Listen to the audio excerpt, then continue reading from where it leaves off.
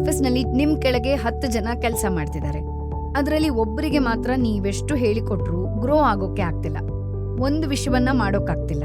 ಕ್ಲೈಂಟ್ಸ್ಗೆ ತೃಪ್ತಿ ಆಗ್ತಿಲ್ಲ.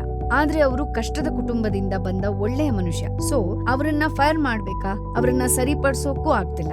ಏನ್ ಮಾಡೋದು? ನೋಡಿ, ಯಾವುದೋ ಒಂದು ಕೆಲಸ ಮಾಡಬೇಕಂದ್ರೆ ನಿಮ್ಮ ಒಳ್ಳೆತನವನ್ನಿಟ್ಟು ಮಾಡೋಕ್ಕಾಗಲ್ಲ. ನಿಮ್ಮ ಸಾಮರ್ಥ್ಯಾನುಸಾರ ಅಷ್ಟೇ ಮಾಡಬಹುದು.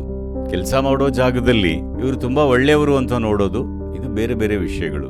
ನಾವು ಇದನ್ನು ಮಿಕ್ಸಪ್ ಮಾಡಬಾರದು. ಆಗ ನೀವು ಯಾವ ವಿಷಯವನ್ನು ಸರಿಯಾಗಿ ಮಾಡೋಕ್ಕಾಗಲ್ಲ. ಈಗ 10 ಜನ ಕೆಲಸ ಮಾಡ್ತಿದ್ದಾರೆ ಅಂದ್ರೆ 10 ಜನ ಒಂದೇ ಸಾಮರ್ಥ್ಯ ಹೊಂದಿರ್ತಾರೆ ಅನ್ನೋ ರೀತಿ ಎಲ್ಲೂ ಸಿಗಲ್ಲ. ಯಾವ ಗುಂಪಿನಲ್ಲೂ ಸಿಗಲ್ಲ. ಒಬ್ಬರು ವೇಗವಾಗಿ ಹೋಗ್ತಾರೆ, ಒಬ್ಬರು ನಿಧಾನವಾಗಿ ಹೋಗ್ತಾರೆ. ಈಗ ನೀವು ಆ ಕಾರನ್ನ ಓಡಿಸಿದ್ರಿ ಅಂದ್ರೆ ಚಕ್ರ 60 ಕಿಲೋಮೀಟರ್ ಸ್ಪೀಡ್ ನಲ್ಲಿ ಹೋಗ್ಬೇಕಂದ್ರೆ ಒಳಗೆ ಎಂಜಿನ್ 12,000 RPM ನಲ್ಲಿ ಹೋಗ್ತಿದೆ. ಇದು ಆ ಸ್ಪೀಡ್ ನಲ್ಲಿ ಹೋಯ್ತಂದ್ರೆ ಎಲ್ಲ ಒಡೆದು ಹೋಗುತ್ತೆ. ಇದು 60 ಕಿಲೋಮೀಟರ್ ಸ್ಪೀಡ್ ನಲ್ಲಿ ಹೋಗುತ್ತೆ. ಅದು ಹಾಗೆ ಹೋಗ್ತಿದೆ, ಇದು ಹೀಗೆ ಹೋಗ್ತಿದೆ ಅಂದ್ಕೊಂಡ್ರೆ ನಡೆಯಲ್ಲ. ಇದಿಲ್ಲದೆ ಅದು ಕೆಲಸ ಮಾಡುತ್ತಾ?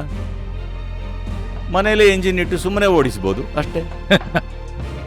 ಹೀಗೆ ನಾವೇನನ್ನೋ ಸೃಷ್ಟಿಸಿದ್ರೆ ಒಂದೊಂದು ಭಾಗ ಒಂದೊಂದು ವಿಧವಾಗಿ ಹೋಗುತ್ತೆ. ಎಲ್ಲ ಭಾಗಗಳು ಸೇರಿದ್ರಷ್ಟೇ ವ್ಯವಸ್ಥೆ ಸಂಪೂರ್ಣವಾಗುತ್ತೆ. ಹಾಗಾಗಿ ನೀವು ಸರಿಯಾದ ಲೀಡರ್ ಆಗಿದ್ರೆ ಒಬ್ಬೊಬ್ಬರಿಗೆ ಒಂದೊಂದು ಜಾಗ ಇದೆ.